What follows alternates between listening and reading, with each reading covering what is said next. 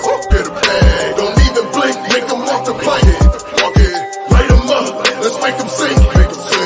Fire the cannons, fire the cannons, fire the cannons. On Bucs, yeah, we on. Fire the cannons, fire the cannons, fire the cannons. The whole field's already on. Let me give you 55 reasons why this is our season. Palm trees breezing, opposing teams bleeding.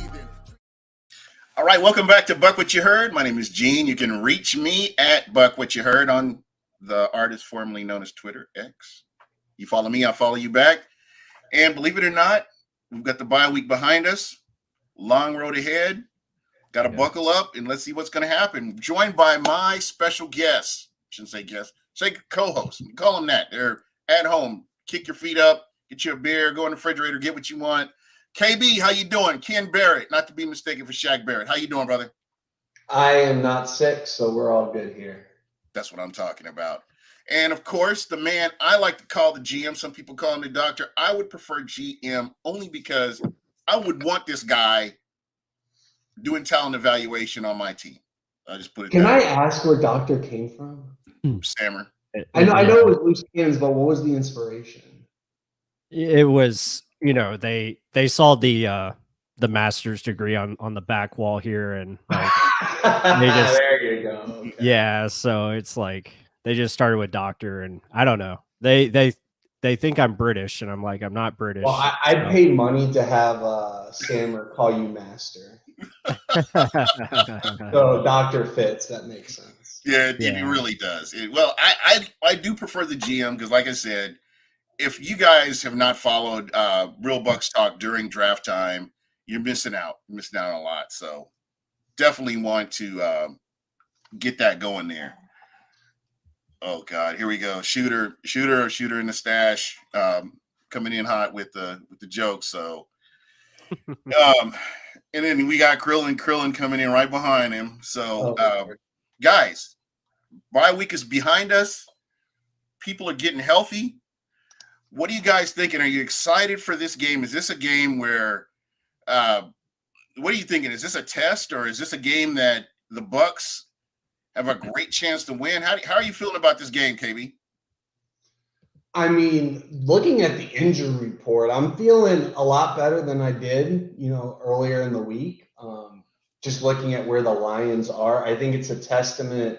Again, if the Bucs lose, I don't think it's the end of the world. And if the Lions lose, I don't think it's the end of their season either. But I think what's going on right now is a testament to where the advantage of the early bye is. It was timed perfectly against a quality opponent, where I hope the Bucs obviously can ride some momentum and not have to be interrupted by the bye.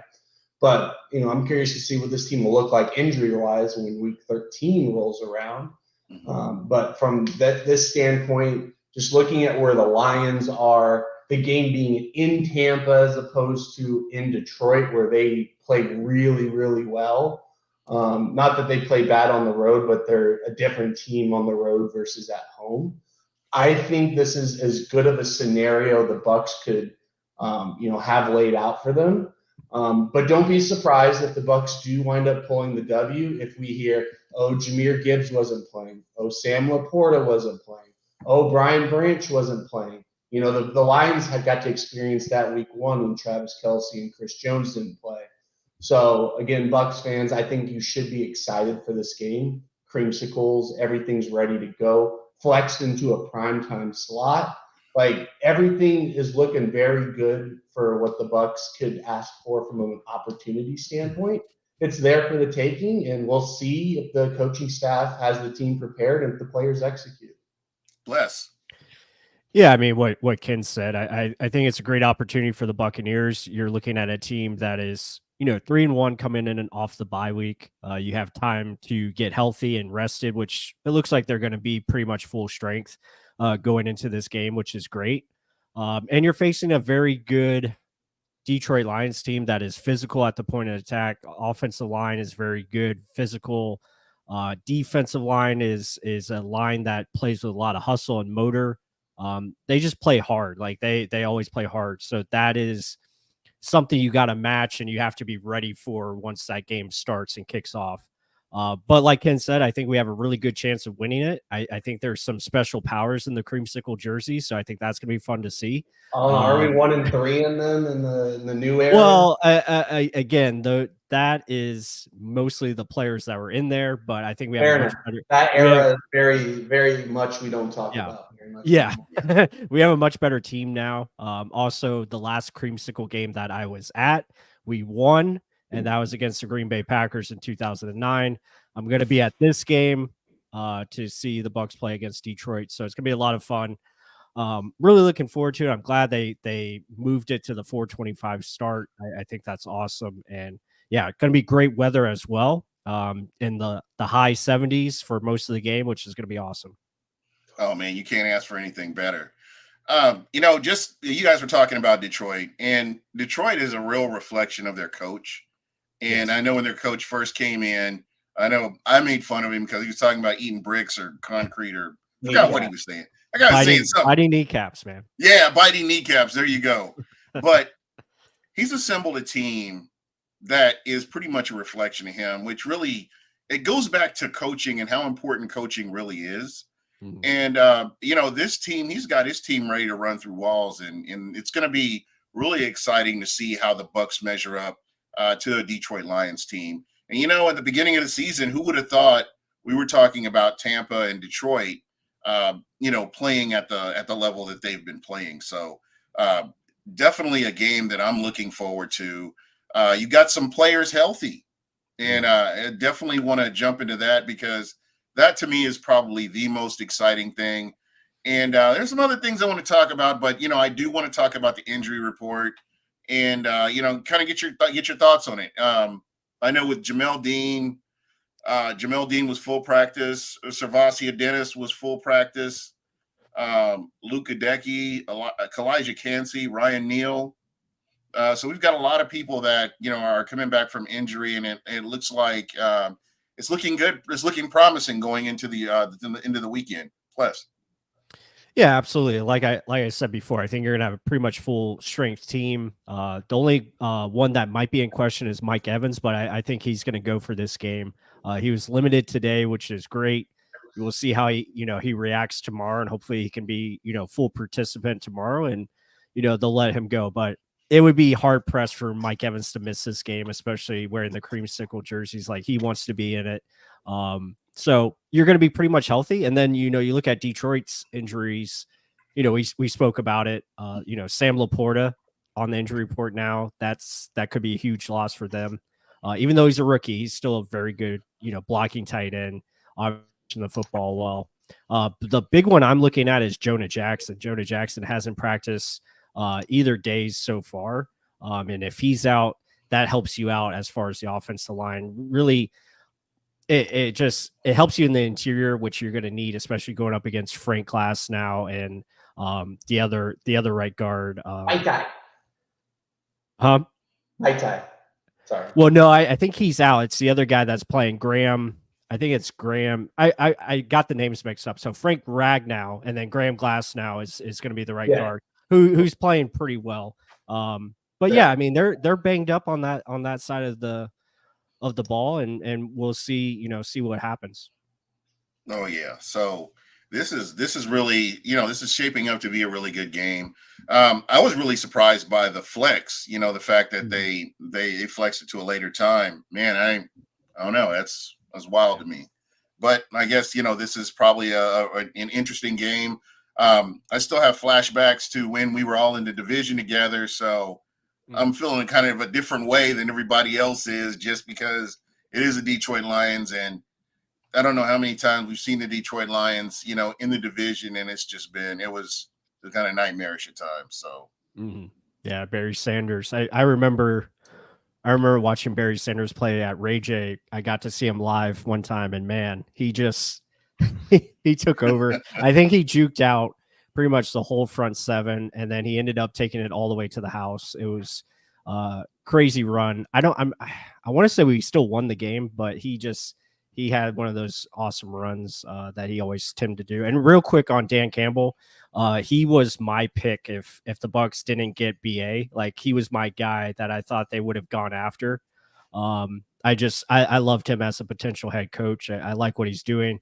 Also, he coached with Todd Bowles in Miami, so there's a little connection there.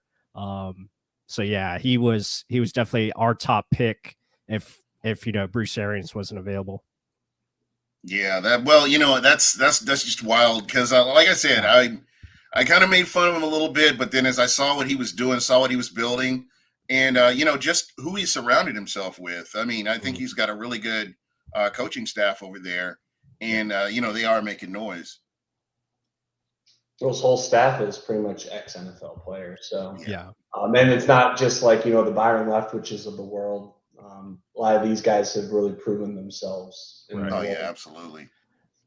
Yeah. So, Aaron Glenn is the DC. You got, Deuce Staley. A lot of names there. Mark Burnell, I think, is still there as quarterback's coach. Yeah. And then, obviously Ben Johnson is just taking the league by storm with his play calling. So it's going to be a great snap that went through Jared Goff to David Montgomery. Like, who does that? Like, yeah, I mean, they play with big balls, and that's just they slap them on the table. Bam. Yeah, yep. So yeah. So I wanted to kind of talk about something. I know this has been a subject for Bucs Twitter, X or whatever you want to call it, for since the season starting, is the run game. My expectations are you're going to see more of the same this week just because of this run defense. I'm not sure how this is all going to work out, but I kind of want to get your thoughts on that. The Bucs run game, and how does that factor into them playing against this Bears? Goodness, this Lions team. Well, I mean, it's going to come down to really David Montgomery is going to be the backfield for the Lions, so it's going to come down to. Again, we on this podcast wholeheartedly agree you don't need the run game going to make the play action work. Right. Well, Amon Ra is going to be coming back. Jameson Williams will have his legs underneath him. So I think that's going to be the key for the Lions is to what can they get on the ground game against the Bucs, and then what can that lead to explosive lies in the play action game.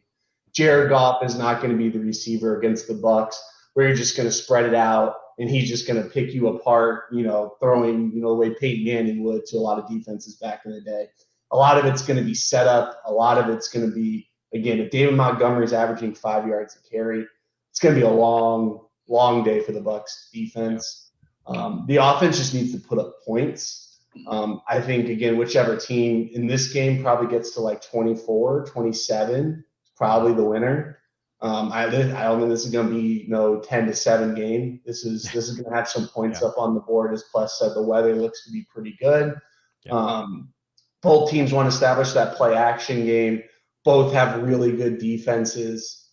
Again, I think the Detroit Lions are at the disadvantage there just due to their injuries. But they're top 3 in stopping the run, so our trenches are going to be tested. We know Canales is going to try to establish some kind of run game with Rachaad White.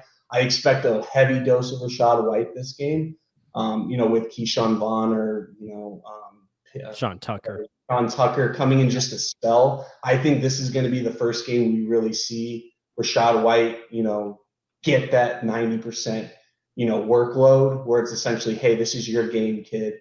And from that standpoint, Mike Evans, if he's there, great.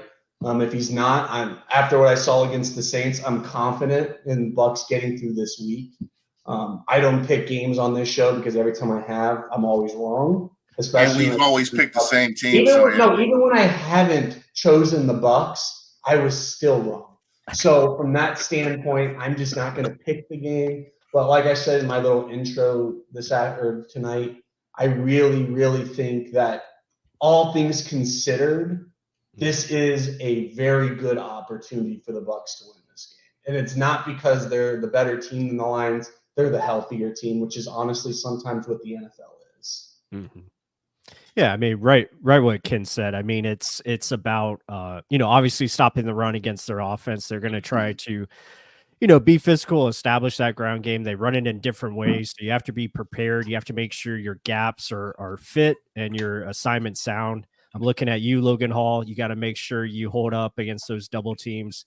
Kalijah Cansey, try to penetrate and get disruption.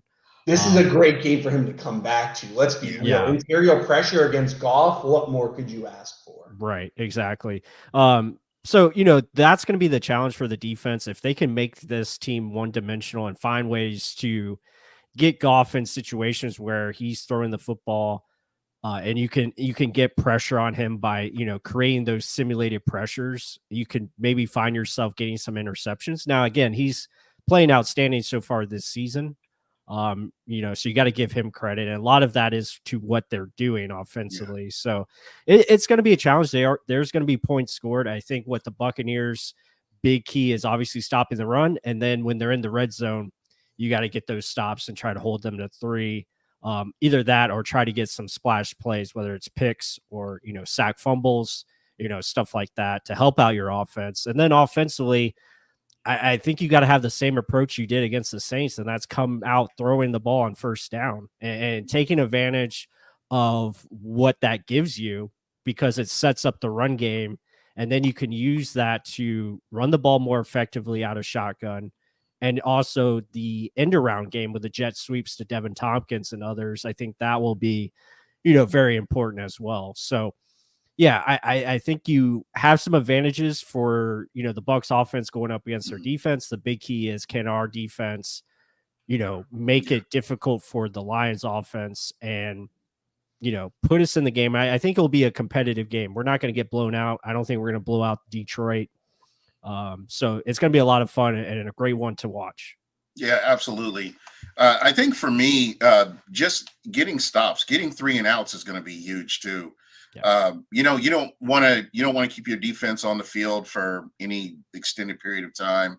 I understand that sometimes, like with this offense, from what I've seen all season, you can't stop them. You can contain them, but you can't stop them. So it's going to be one of those things where they're going to have to execute. This is a big game for them. And this is kind of a bounce back from the Eagles game where they have to really come in, and they're playing against an opponent that can punch you in the mouth. So they have to really go out there and get those stops. And, field position battle is important as well. Your punter puts your defense in a good position. The defense has to reward the punter and, get those stops or get the 3 and out and, move change the field position as it goes. To Gene's point, pop quiz to my 2 co-hosts here. How many field goals do you think Riley Patterson has taken this season? Probably not a lot. I would say 10. What about you, Gene? 2. 5. Do you know how many extra points he's made? Probably all of them, like 30. Well, he's made all of them, but how many do you think he's made? 30. That's probably Gene? too much. I'm thinking about 25? 19. So again, we're seeing from a field goal perspective, they're kicking the ball 25% of the time to what they're scoring touchdowns at. Yeah. So from that standpoint, you got to hold them to 3s at least 50% of the time in this game. Maybe 2 touchdowns, 2 field goals, that equals 20. Again, this is a race to 24 or 27 to me in this game. So that's really what I'm hoping for from our defense is, again, a good offense. They're mostly healthy on the offensive side. So defense, do kind of what you can. If you can go 50% in the red zone, that'd be ginormous. Yeah. From that standpoint, just limit those opportunities in the red zone and when they actually get into our territory. If they don't follow suit in Gene's ask, which is to get a 3 and out. Yeah. Also, Bucs are undefeated this year in games where they've won the turnover battle. So if you want to get a turnover or 2, Jared Goff's not going to make a lot of turnover-worthy plays, but that's where Kalijah Kancey and a defensive line strip sacks. Jared Goff's not going to be running around. Yeah. So when you look at this, when you look at this Lions team and who they've faced so far this season, where do you rank this Buccaneers defense versus that Detroit offense up there? Has Detroit faced the defense like Tampa's defense so far this year? No, because in my opinion, the Kansas City didn't have Chris Jones. That's essentially our defense without Vita Vea. And then from that standpoint, Seattle, they gave up 31. The final score is 37-31 in overtime. Atlanta, I think, is super overrated. They put 20 up on them. Green Bay, they put up 34 at Green Bay. I would say that's more of a short week. Granted, it's at Green Bay, but that's the worst I've ever seen this Matt LaFleur team ever come out for any game. Yeah. They just Jordan had Love. They had Jordan Love throwing 20 of the first 22 plays of that game. Like, what? So again, I think Green Bay is probably the most comparable because Chris Jones didn't play for Kansas City. But yeah, that was a short week. Again, Green Bay just played so bad. I don't think they've really been challenged other than that Seattle game. I mean, yeah, the Kansas City game week 1, but from that standpoint, the challenge was really on their defense as opposed to their offense, in my opinion. They still put up over 20 in that game. They put up over 20 in every single game this season. Yeah. Yeah, I mean, and you look at Seattle. Seattle's the team that beat them. Again, the Buccaneers run a similar offense to Seattle, so obviously they're going to try to do some things that worked, for the Seahawks and see if that pays off. But yeah, this is probably the best defense they've faced so far this year, top to bottom. I think overall, complete defense. It's healthy now.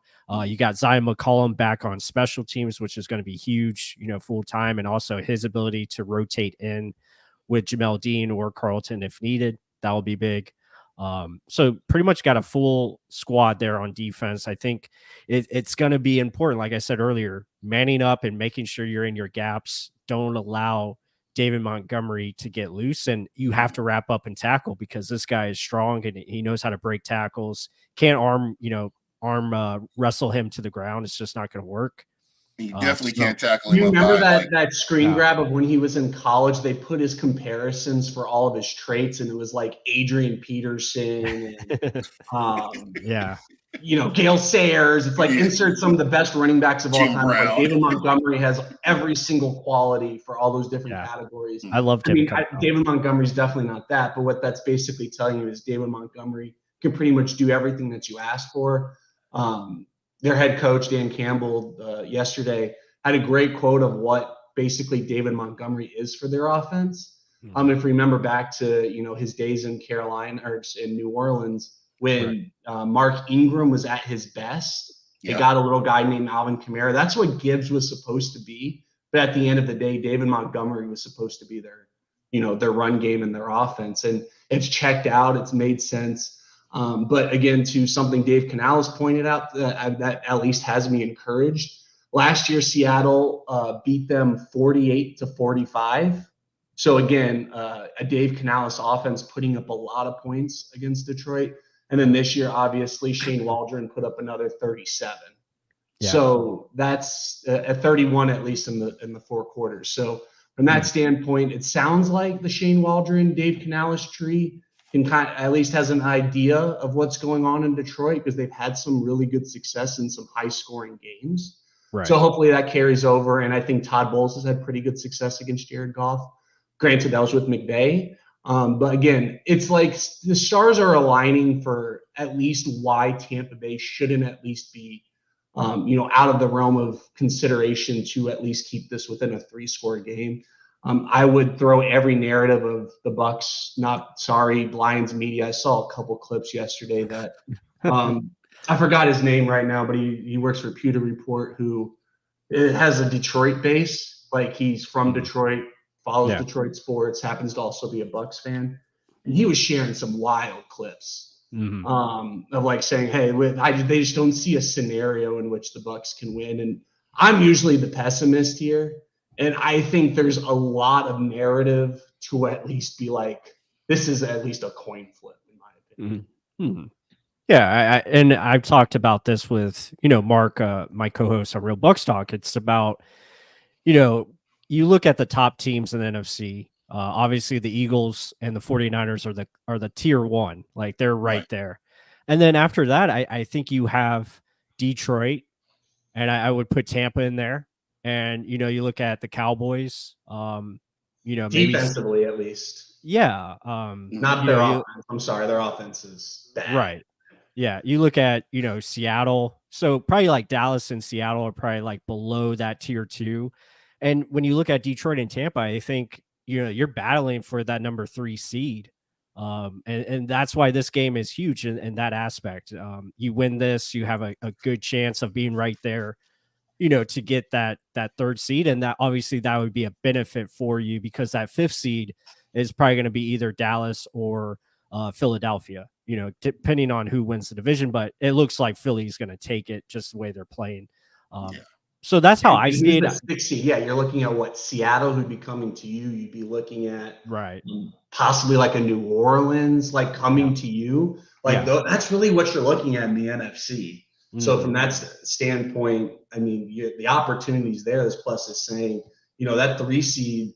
I know for the Bucs last year was like, okay, just get to the 4. You're playing the NFC least. Yeah. It was the same thing in 2020. It was or 2021. It was just like, hey, we're just going to run with this. It doesn't really matter if we're 1, 2, or 3, like whatever. Yeah. 2020 was just like, hey, just make it. For the Bucs standpoint, if the Bucs are actually going to play to this trajectory, the 3 seed is super valuable because I think you're going to be traveling to Philadelphia.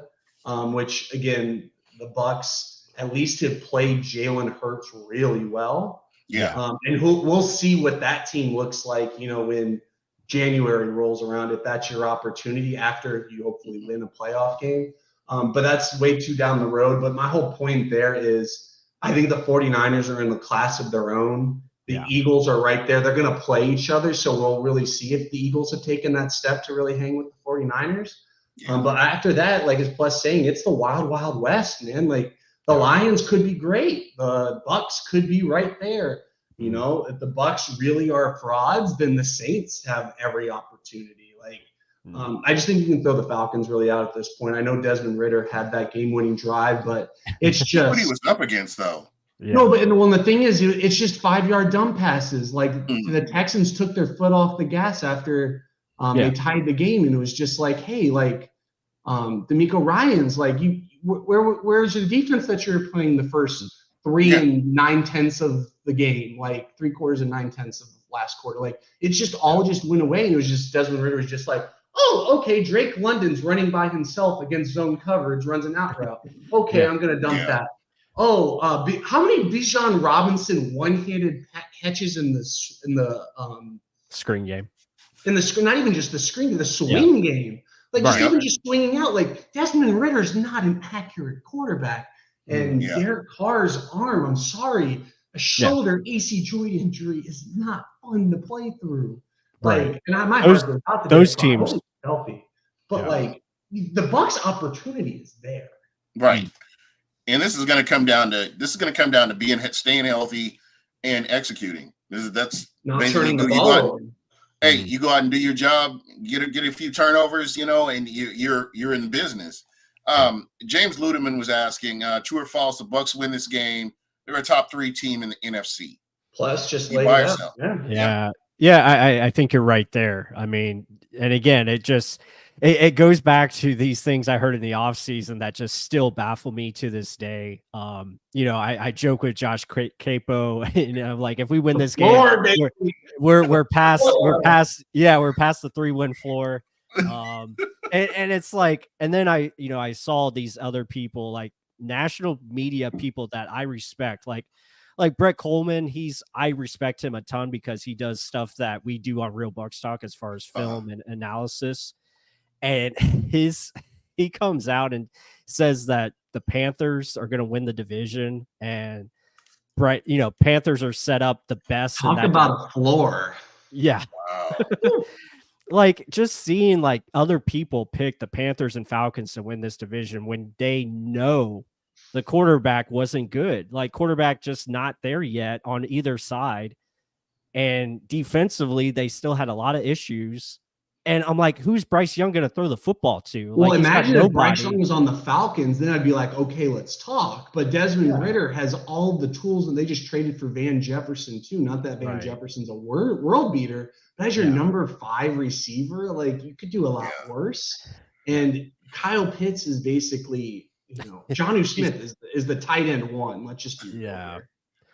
Like he's not even in the top 4 of weaponry for Desmond Ridder. Right. When you throw Bijan and Tyler Algier in there too, so it's just like from that standpoint, it's like the Falcons have so many good. Like I could understand the Falcons, the Panthers made no sense.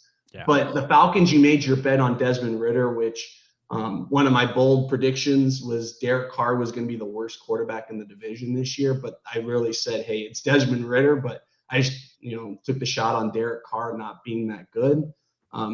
Basically, the Patriots laid a nice little egg for them last Sunday. But, I mean, from that standpoint, you have two QBs that just aren't it. And I don't think Bryce Young, he still has that path to possibly be it. But what are the Panthers doing right now? They're scrambling to find a wide receiver one. Yeah. That's before they address their O-line. Yeah. And that's before they really have a good sense of competing, because they just lost their first round pick, which looks like the #1 overall pick at this point. Yeah. So, and Brian Burns, if I'm Carolina, I'm trading Brian Burns. And once I trade Brian Burns, that's basically like trading Christian McCaffrey. Yeah. Yep. Yeah. If they want could to rebuild, that's the way they got to do it. Yeah, I could see that coming down. But, just looking at the division, like going into this season, like handicapping it, I was like, it's Bucs and Saints. Like that's who's going to be the teams you're, looking at as far as 1 and 2 for the division. Because last year, if you really watched the Buccaneers games last year, you knew what the problem was.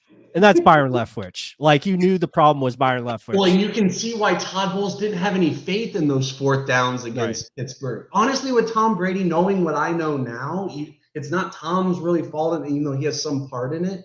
I wouldn't trust those two. If I'm just going to be honest, like playing devil's advocate here, looking back at it, why in the world would I trust that? What was going on? Yeah. So, I mean, you upgrade the offensive coordinator position with Dave Canales. You already have a very good defense. You have a very good defensive head coach that knows how to coach defense and stop teams. And you still had a very talented offense that has a lot of playmakers that now is featuring guys like Mike Evans and Chris Godwin. Godwin back on the outside where he just feasts on anybody. It had recipe for success. And I know a lot of people are looking at, okay, Tom Brady for Baker Mayfield. Yes. Baker Mayfield's not Tom Brady. Nobody is, but Baker, again, perfect fit for the system that they brought in. And Dave has shown a history, at least 1 year of it, making quarterbacks better. And he did that with Geno Smith. And he won top 5 team that has a bad head coach or bad coordinator. It doesn't exist. They got all 3 of them that are usually pretty darn good. Exactly. So that's what the Bucs were missing. They had one coordinator that was really bad. Yeah, really bad. And I have to jump in here real quick because you get the Pless touched on it, and I mean it encapsulates me because what I saw from Todd Bowles, how conservative he was, no faith in the offense, no faith. In my mind as a fan, I'm thinking, oh, he doesn't have any faith in Tom Brady. But now knowing what I know and understanding everything and seeing the change, just the stark change from last year to this year, with the additions and the subtractions that were made,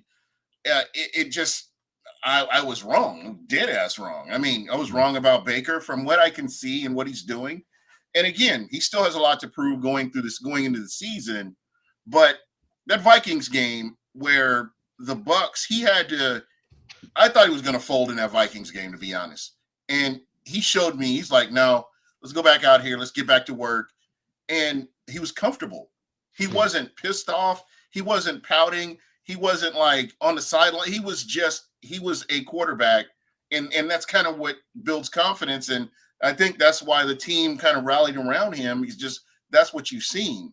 And even in that Eagles game, I felt like Baker Mayfield, he showed me a whole lot. And I'm like, wow, this guy is legit. This guy is an NFL quarterback. And when I say check up from the neck up, this guy just, you know what? He brushed the other stuff off and kept going, kept fighting. And that's what you want in your quarterback. So again, there will be, I'm sure, at the rate everything's going, there will be a Baker Mayfield, Todd Bowles apology tour coming up because I was dead ass wrong. Just like when Tom Brady came to town and I was indifferent. Same way here. I think I need to just be indifferent when quarterbacks come in and they'll be successful. But all joking aside, we see what Todd Bowles has done and how he's just comfortable enough to let his offensive coordinator do what he needs to do, and he can focus on everything else. So to me, that's what I'm super excited about, that everybody's handling their job, and I'm really hoping that this is the way this season will go. I don't expect to win every game going out, but I expect the Bucs to be in the playoffs, just at the rate that they're going, barring any catastrophic injuries. Yeah, absolutely. And just it's exciting to know that Dave is going to come in with different variations and adjustments for this week, because he knows that, Detroit will be smart. They'll understand, okay, these are some tendencies that the Bucs offense has been showing, but now we're going to see some adjustments that maybe we see the deep pass over the middle with, the clear out route that is going to be open because these safeties are starting to sit on those crossers underneath. So I'm looking forward to see if that adjustment is made. Maybe we get a Trey Palmer deep shot and it connects. That would be a lot of fun. So I think that is something that we're going to start seeing, a little bit more explosive plays, because it's going to be open due to the fact that, teams are going to start to sit on those underneath routes, and it's up to Baker and company to make sure they take advantage of that. And also, seeing how he adjusts with his run game, understanding that shotgun runs are working a lot better than under center runs and stuff like that, utilizing the counter and the pin and pull runs that have been effective instead of, sticking with the duo runs. I know I would like to see him run more mid-zone runs, because I know that's supposed to be the staple. So I'd like to see that implemented a little bit more, maybe a little bit more wide zone runs to get Rashad outside the numbers. So it'll be interesting to see that aspect of it and what type of adjustments he makes on Sunday. Yeah, and another thing that's been really refreshing is that he's learning as he's going, and he's not making the same mistake twice, which we've seen, God, for the past decade from offensive coordinators. What, Godwin screens don't work? What's the anchor man? It works 60% every time. Like that's Byron with the Godwin screen. Exactly. Yeah. So one of the questions here, does Dave Canales get a head coach opportunity if Baker wins comeback player of the year? No. Yeah. I think it's still too early. I mean, this is his first year calling games. Yeah. He'll get. Yeah, I was going to say he'll get interviews, but he won't get a head coach job next year. It maybe in 2025 when he has 2 years of experience and a resume building. But I think he wants to. I think he likes it here, and obviously he's having a great time. So I'm hoping the Buccaneers say, okay, we're going to make you assistant head coach, raise the money a little bit, and keep him long term. Yeah, most definitely. And also. Oh, sorry. No, go ahead. I was going to say also, I mean, where has Dave Canales been for the past 15 years of his life with Pete Carroll, right? So he hasn't been, we see most of these, Kyle Shanahan, Sean McVay, they were on 6 different teams, rising up through the ranks. What happens is that, I mean, again, I'm in sales here. A lot of what, goes on there is the relationship business. Dave Canales took everything they learned from Shane Waldron, which is great, but that's the only real mentor that's really been under him. He doesn't have this coaching tree that he's really learned from and then been able to connect. I mean, right now with the Bucs, it's not like Dave Canales came in with hand-picked 12 coaches. He brought in Brad Idzik and hired a couple external hires, like the running backs coach from Dallas. Like from that standpoint, he didn't have like this staff build up. So from that standpoint, he doesn't when you come into a team in a situation, it's not just who even just calls the plays. That's great. The Baltimore Harbaugh, Jim Harbaugh, he was a special teams coach. He wasn't calling offenses. If that was the case, Eric Bieniemy would have made, the head coaching rounds. It comes down to who can you bring in to help support you? What's your vision? I think we all can see Dave has a great personality, a good understanding of football. The players believe in him. He's just missing that one link, which is, hey, like, you don't really have your own coaching tree. You don't have people, if you were a head coach, you can hire 20 coaches just like that. Mhm. I think you're going to see some more staff turnover with the Bucs. Yeah. Especially after this season on the offensive side, because he might get a little bit more autonomy there. And that's when you go, hey, Dave Canales, now that we see that you not only have had sustained success, but you also have a staff ready to go, okay, now we may, invest in a 5-year contract with you as that. Yeah. I mean, you look at who he's brought in. He's been very successful. I love the Jordan Somerville pick out of Oregon. He's a brilliant young football mind, and I think you're Did you see the interview he had recently? He was literally talking about he was a grad assistant at like 6 different places before he landed at Georgia, which is what opened all the doors, because then he had basically Alabama and Georgia fighting for his services. So by the time he gets, an actual like DC job, the next thing you know, not Oregon's knocking on the door. Yeah. Dave Canales hasn't had that type of journey. Yeah. This kid he's legit. I mean, since he was a teenager, he's been drawing up plays and stuff. I mean, I really believe strongly in him. I think the Bucs are going to fly or have flown under the radar as far as the coaching staff goes, and I think they'll definitely get recognized if they continue on this trajectory. They'll definitely get recognized. Yeah, for sure. And like Ken said, it's about building relationships, and you see what Brad Isaac has brought to the receiver room. He's doing a great job. Yes. Obviously being his like second, right-hand man as far as offense and understanding, okay, we need to change it here or, add, suggestions and stuff like that. So real quick, while you're on that subject, have you noticed how clean the route running has been this year? Well, I think the pivot routes. Oh my God. When you were running screens with that little pivot, that comes back. I mean, the route running is just so much crisper than I've seen in a long time, and I don't know if I'm the only one that picked up on it. No, I think it's just attention to detail. I think it's understanding and allowing these guys to run multiple routes. You're giving them options as far as putting them in good positions, and also it's not all option routes. It's more okay, here's the design. This is how we're going to run it. This is your play. And really be detailed in that, but it's also featuring guys' strengths. We're going to ask Mike to continue to do what he does best. Same thing with Devin Tompkins, like Ken mentioned with the pivot route. That's something he can do because that's his game.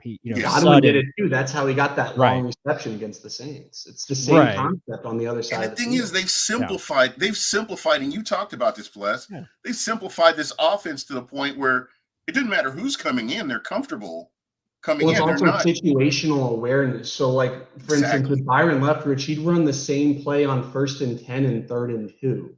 Yeah. Like versus because again, we've seen Godwin screens on 3rd and 12. He'd run them on 3rd and 1. Yeah. Like Dave Canales, okay, like I've already seen you in 3rd and short. You're gonna play man. This is what you're gonna do. And we're going to have man beaters really on both sides, and Baker's going to pick which one pre-snap looks the best from what he's seeing.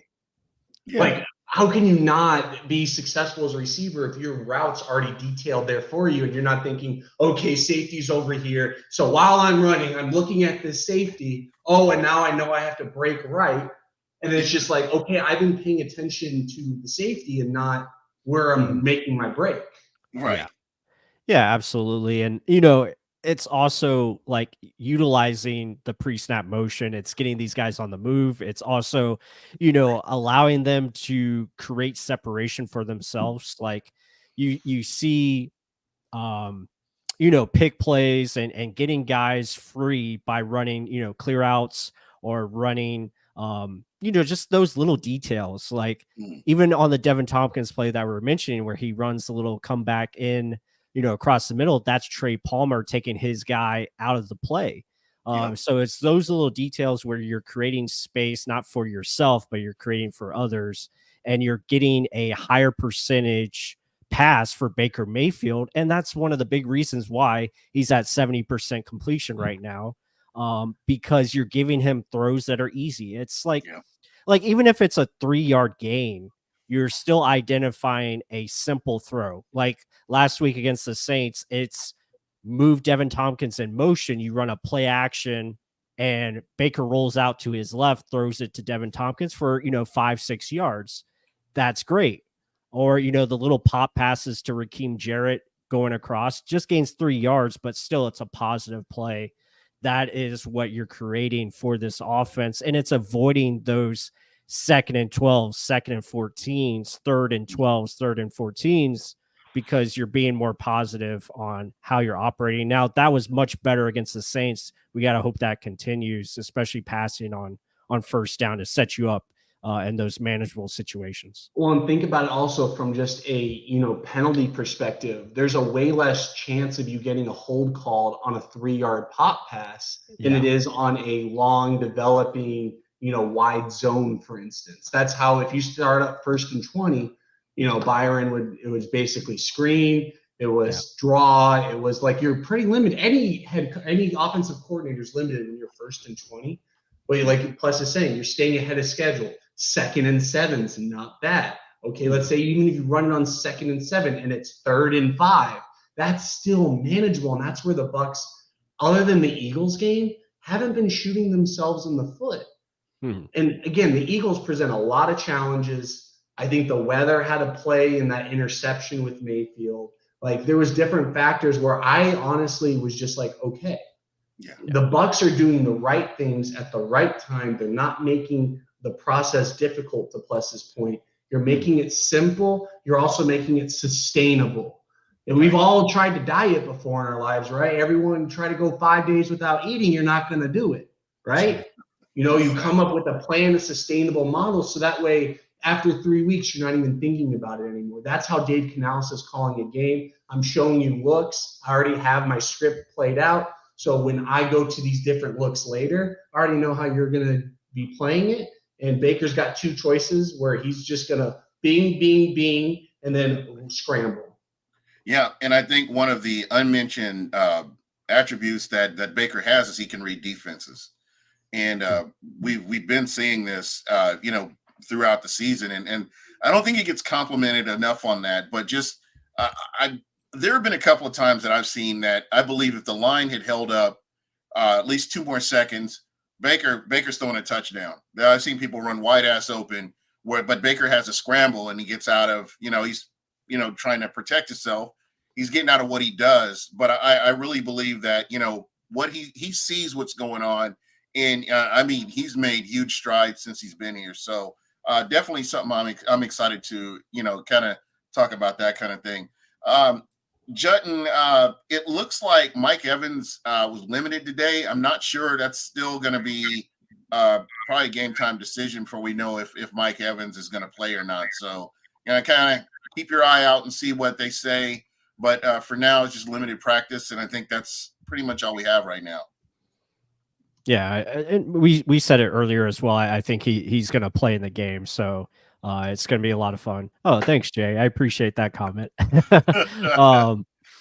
But yeah, I think Mike most likely is going to be in there. That will be great for the offense. And a matchup that we haven't really talked about is Luke Godeke versus Aiden Hutchinson, and I think that's going to be a lot of fun to see how they combat that and how.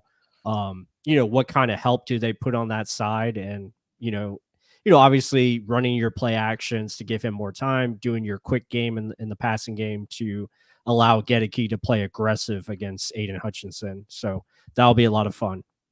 Yeah, absolutely. I'm like I said, this is a NFC North rivalry from back in the day, and I'm just excited for it, Oh my God. Yeah. Get Jay out of here. I'm just happy he's got no incriminating evidence on me yet. Yeah. Other than my tweeting. Hey, you know what? You have to have him sign an NDA if you go hang out with him. I'm just saying. Yeah. Oh, well, we hung out for Gasparilla, so. Well, you did. Yeah, I did. Yeah, I did. And that was a lot of fun. Did you ever see the picture of his flask? He's got a flask.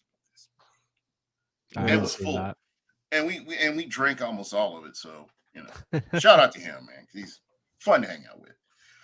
So, a lot of people in here talking about Godeke. I know in the beginning of the season, people wanted to launch his ass into the sun, but I think people are kind of turning around. And again, you can't jump out the window the first 5-6 games of the season. You kind of have to wait and see. You have to compile things together and see what kind of a team you have actually.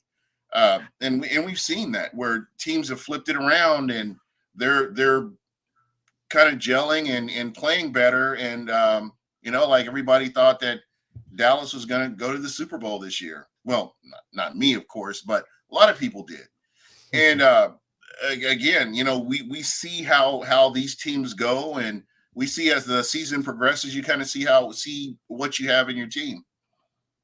And the thing with G Vegas there with Hutchinson, I wouldn't expect a stonewall, but again, I expect the offense to get the ball out of Baker's hands, at least to start the game. So that way Hutchinson is not able to Hutchinson wins a lot with effort. He has really good moves, don't get me wrong, but he's not closing in on you the way that the Bosa's, the Parsons, he's getting there because he is sustaining and continuing to work.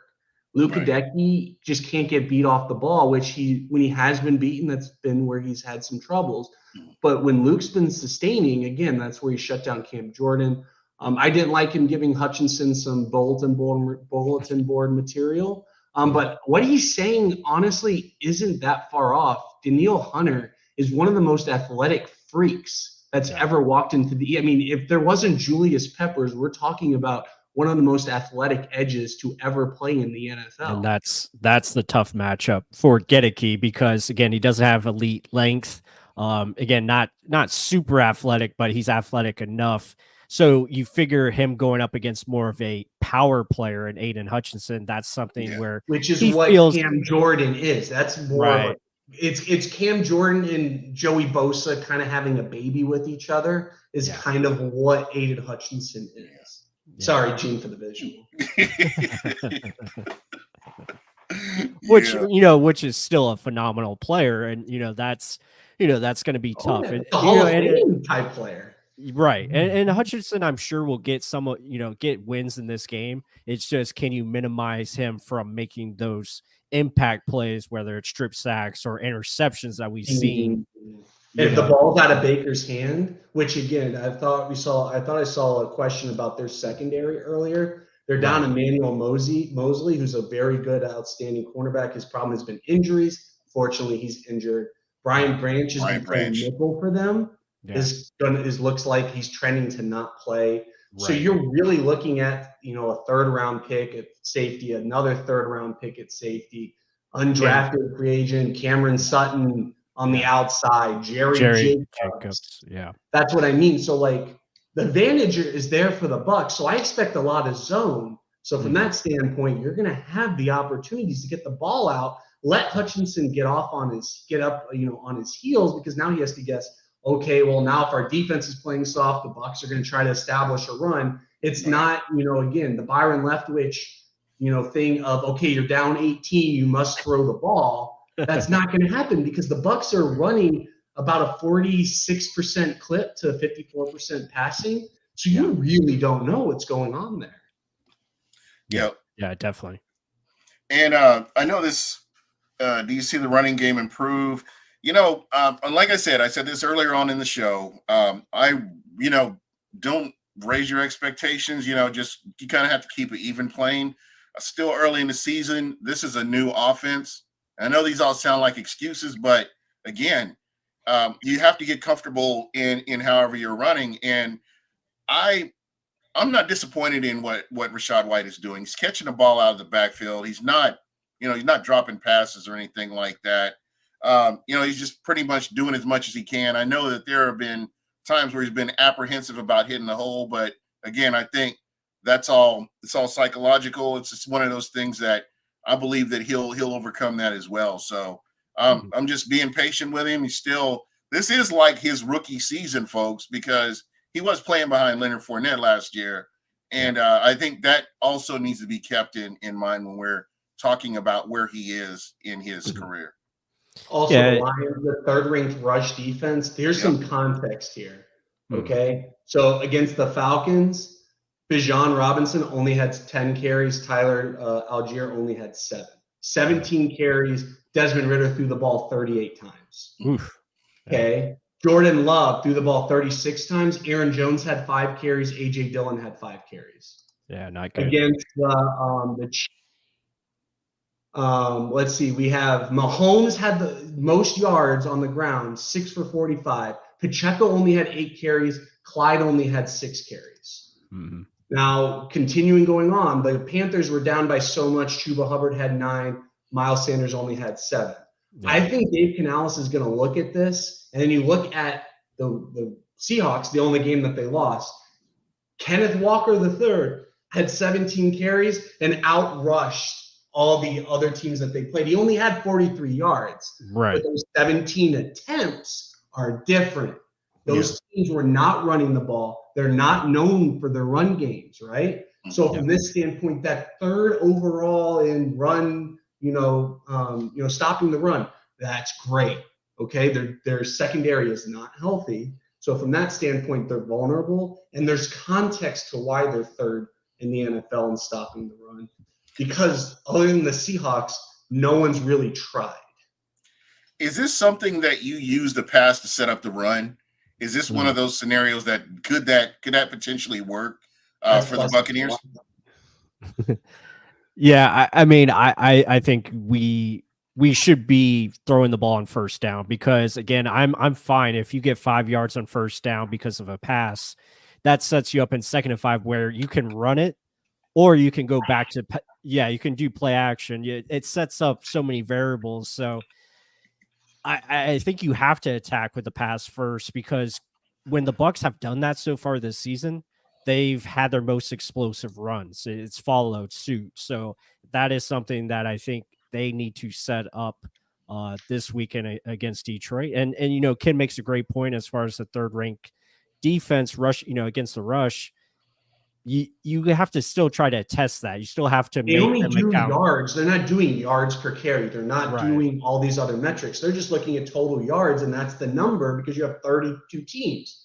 You can't just go. That's where EPA per play comes into the equation. Guess which defense has the better EPA per play? The Bucs do. Yeah. By a pretty decent margin for what EPA per play, ranks you on. The Bucs are a tier above where the Lions are. And that's great. But remember, this Lions team right now just isn't healthy on the defensive side. So that swings things. They don't have a Vita Vea in the middle. You got Benito Jones. Lee McNeil is good. Yeah. But that's what I mean is like they have the talent, but there's no superstar. Right. They have good edges. They're really good, in my opinion. They're better against the pass rushing than they are stopping the run, at least from what I've seen, their personnel, that checks out. So, guys, I have to ask you, we're getting past the bye. Who is the player? I'm going to start with you, Pless. Who is that one player that you felt like has really improved since the beginning of the season up until now? I mean, you could go 2 ways. You could easily say Luke Godeke. He's been probably the most improved player on offense. I think defensively, you could say Zion McCollum. Like he's just been outstanding, especially when he's in there. He's played since from week 2 to now, and he's been great. But as far as trending upward, offensively as a whole, I think they're trending upward. I love the play of Devin Tompkins. I think he's starting to come on. I think just having that awesome. The Saints, we saw what he did in the preseason. Again, Plus is saying there's a lot of young players that are ascending here. Mm-hmm. Yeah. Okay. But if I had to pick one, an obvious choice would be Luke Godeke for me. I think just what he went through last year, and now he looks like a stable right tackle that you won't have to draft for next year. That helps you out a ton, and you can really just focus on interior offense line if you want to add another guard for Filer, and just be able to build more depth that way and attack a different position of need. Yep, definitely. KB.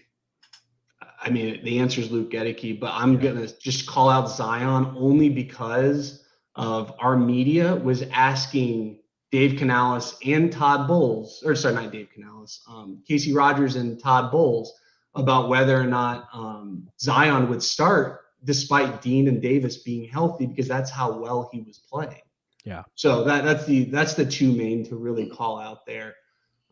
Everyone else, I mean, again, like for me, I've been looking at Izzy, and Izzy is somebody that I've Yeah. been really. He's been a stud. yeah, this Yeah. is a rookie, so I can't really compare to what he did last year. Yeah, I get what you're saying. I'm just talking about like from the start of the season to where we are now, and just Izzy started off with a bang. yeah.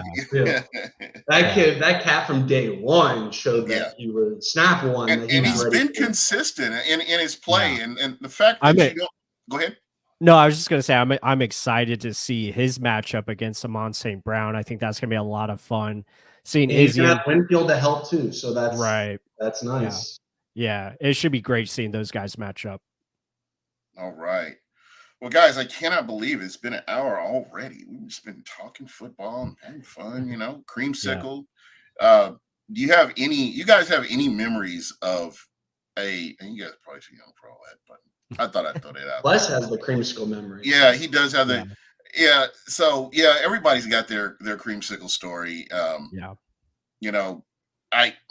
know that I'm ancient and I'm 10 times older than everybody else, but it was always fun, man.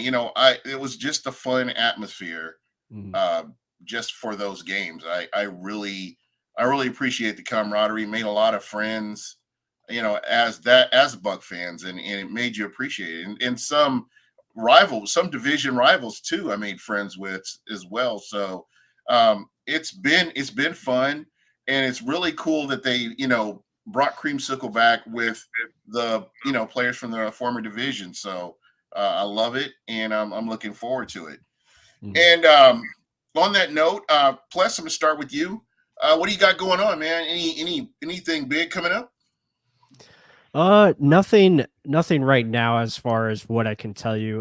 We're gonna have more content, obviously coming up, throughout the weekend. Probably more film studies. We've done a lot of film studies on the Saints game, but we're gonna have probably have some more coming up, and it should be a lot of fun. I can't wait for this game. It's gonna be, I think, just a great matchup. And creamsicle memory, like I told you guys earlier. Seeing Josh Freeman and those Buccaneers beat Aaron Rodgers. They picked him off 3 times in that game. Denard Jackson with the pick 6 to seal it. That was on Good Morning Football this morning, which was awesome. They actually showed that play. But, Sammy Strotter catching the game-winning, put the team up ahead. Josh Freeman with a nice pass. And, those stick with me. Even in the games that we lost later in those years, Vincent Jackson, 99-yard touchdown, and we don't score. Rondé Barber getting pick 6s, that was always, I think he had a pick 6 in that Green Bay game, which was awesome. Or maybe it was like a fumble return or something, but, Rondé just still playing at an elite level. And then, Levante David, the only Buccaneer on the team now that has worn the creamsicle. So that's going to be just really fun to see the atmosphere. And I hope it's more, percentage Bucs fans for this game, but who knows, Detroit, they're going to be here because we have a lot of people that live down here from Detroit. So should be fun. Yeah, there we go. KB. Yeah, as Pless said, I think this is going to be not only just a really good game. I think this is a great opportunity for the Buccaneers.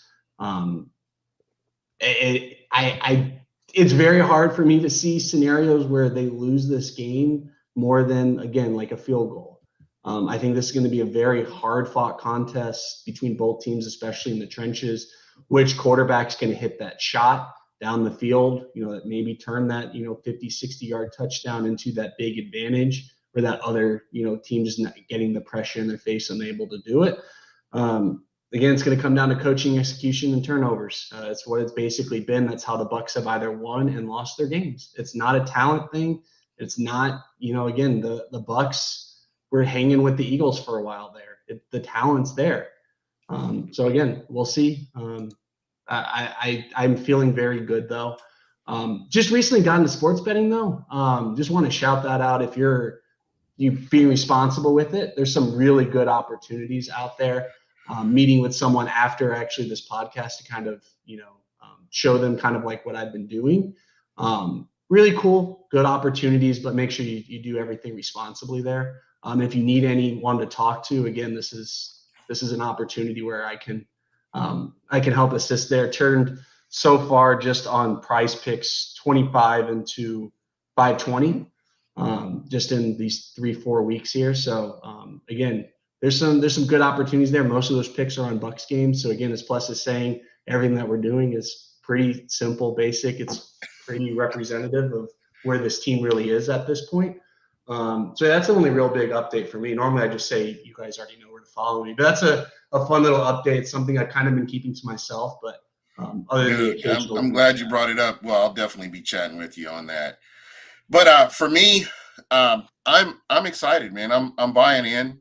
I got both feet in the water. I'm about to dive in, I guess, as the season progresses. Water. Yeah. and I'm happy. I'm happy to be wrong. I on this show, if you know anything about me, I'm not an NFL insider, never claimed to be. I'm just a fan. I'm passionate about this team. I love talking about this team. So if you hear me say stuff like I did about Rondé Barber going in the Hall of Fame and, people were critical of what I said, I stand by what I said. But, it is because I'm a fan and I felt like he should have gone in sooner. But kind of getting back to what I was talking about, the Bucs have really, surprised a lot of people. And, the community is really starting to buy into this as well. So I'm super excited about this. Looking forward to this game. I want to thank everybody in the chat. Thank you all for taking time. You didn't have to, but you came in, contributed to the chat, made the show that much more fun. And I can't tell you how much I appreciate all of you. And hopefully we'll be doing this again next Thursday, talking about the Bucs again. And we're doing the same thing. So everybody have a good night. Be safe out there. What time is it? 4:25 game? Yep, 4:25. 4:25. Yep. What do you all having time? What is this 4:25? Oh, for us. I thought you were talking about the game right now. That's about no. Yeah, they should have knocked on Pacific time, but like what? Yep, they could have knocked 5 minutes off and made it a 4:20 time, but they chose to make it 4:25, and I understand that with the NFL being who they are. But anyway, guys, because of the witching hour. Exactly. Anyway, guys, everybody have a good night, and we are out of here. Enjoy your weekend. Peace. Yeah.